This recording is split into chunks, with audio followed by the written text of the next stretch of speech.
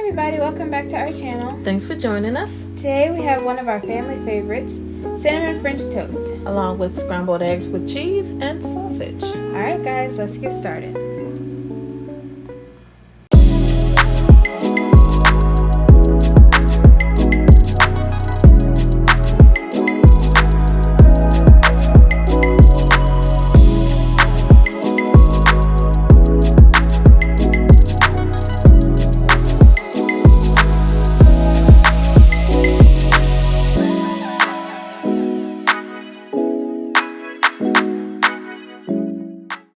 Okay, so I'm getting started on my French toast mixture.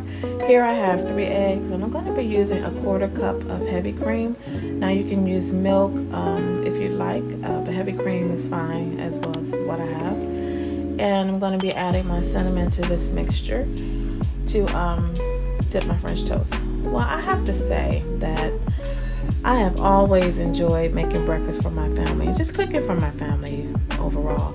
I love the feeling of preparing breakfast for them in the morning, just before they awake. And as the smell of breakfast in the morning fills the air, then I hear the little footsteps upstairs and I know they're coming down soon. That has always made me happy to know that my family will come down and enjoy breakfast soon and we can all have breakfast together.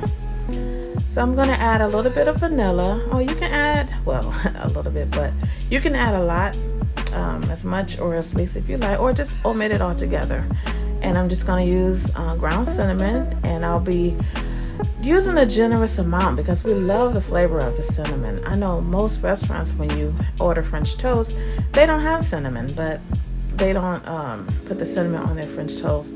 But we love the cinnamon in our household, so you see that I'm adding more because we really love it.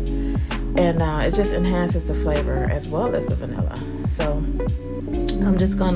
I'll be making around 8 slices of French toast this morning, and I'm going to be using this bread. It's delicious. It's Nature's Own. It's a thick sliced brioche bread. Very good for French toast. It held up really well to the mixtures. I know sometimes if you have bread that's too thin, your French toast will just sink when you stack them, or when you put them on a plate, they'll kind of fall in the middle. But these held up really nicely. And you want to also make sure that as you dip your French toast that you let them let some of the batter drain off. I'm a little bit hasty in my after taking them out of the egg mixture. I should have waited a little bit longer, got more off. So you can see it's kind of pulling up around the edges of the bread. I mean, it's not a big deal, Right. but it still helps you won't have that issue. And as you can see, I got my Tetris skills on with my bread here.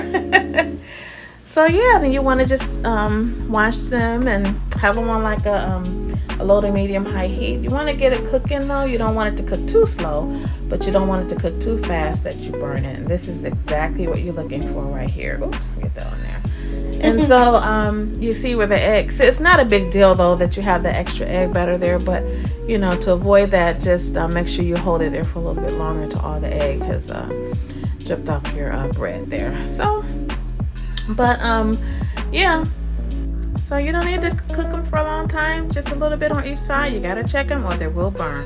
See, I almost cooked them too long. Just going to get these off. Actually, Ricki is taking these off for me. I kind of went to start having a conversation with my husband, so she kind of helped me out here. Yeah, now I'm putting sausage in our air fryer to have with breakfast. Oh yeah, this air fryer is wonderful. I feel like it cooks food faster.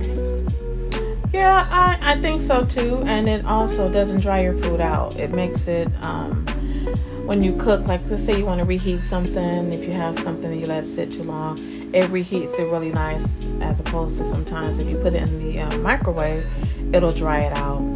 So I really like it. It's worked out well for us, especially for me and my family. I think they enjoy it more than I do sometimes. Even though it was a Christmas gift for her. Yes, I agree. So now I'm working on my scrambled eggs. I have 4 eggs here and a little bit of heavy whipping cream. And you can use milk if you want to. That's fine as well. And I'm just going to beat these up. I have, I'm also going to add salt and pepper, of course, and parsley. Now, you can do anything you like with your eggs, of course, you know that. You can have no parsley, and this parsley here doesn't add any more flavor. It's just to make it really pretty. I just like the way it looks. Unlike I hate the taste of fresh parsley.